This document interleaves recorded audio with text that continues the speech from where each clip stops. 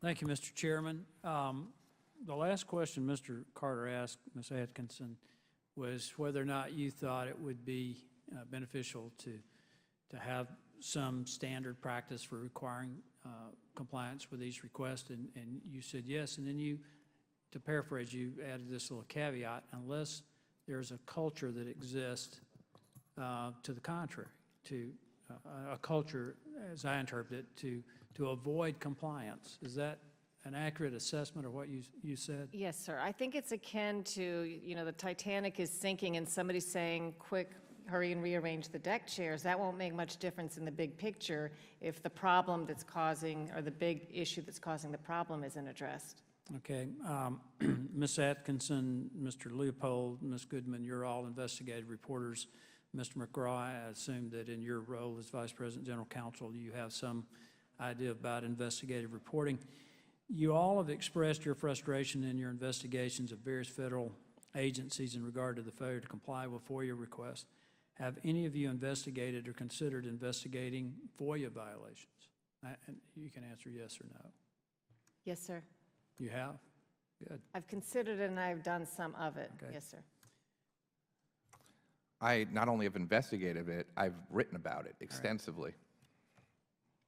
Like Mr. Leopold, we have FOIA'd the FOIA record to see how a prior request was being done.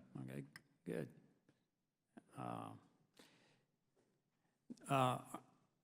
In doing this, then, are you aware of any federal agency being proactive in training employees on methods or tactics for avoiding compliance with FOIA requests?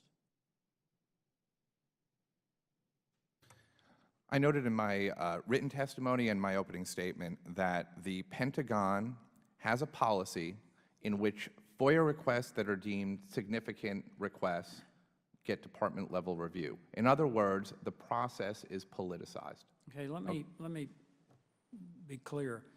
How about a federal agency actually conducting a session to train their employees how to work with non-government groups so as to do government business outside official government infrastructure and communications channels? We had a hearing in the Science Committee back in March, and one of the witnesses who testified is a former EPA employee, David Schneier. And he brought this up, and I have a copy of his testimony here. He talked about the EPA prepared an 83-page PowerPoint presentation on how to use electronic tools to collaborate with external partners. This presentation encourages use of instant messaging, other real-time correspondence tools, and even encourages using AOL and Yahoo and asking third parties to set up chat rooms.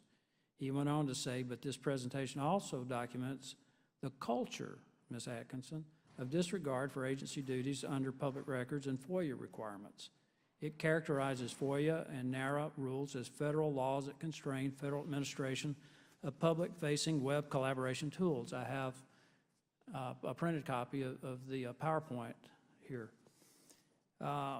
He says the next section of the presentation describes creative solutions to dealing with federal constraints. And here are the federal constraints that they mentioned: National Archives and Records Administration, Federal Advisory Committee Act, Paperwork Reduction Act, National Institute of Standards and Technology, and others.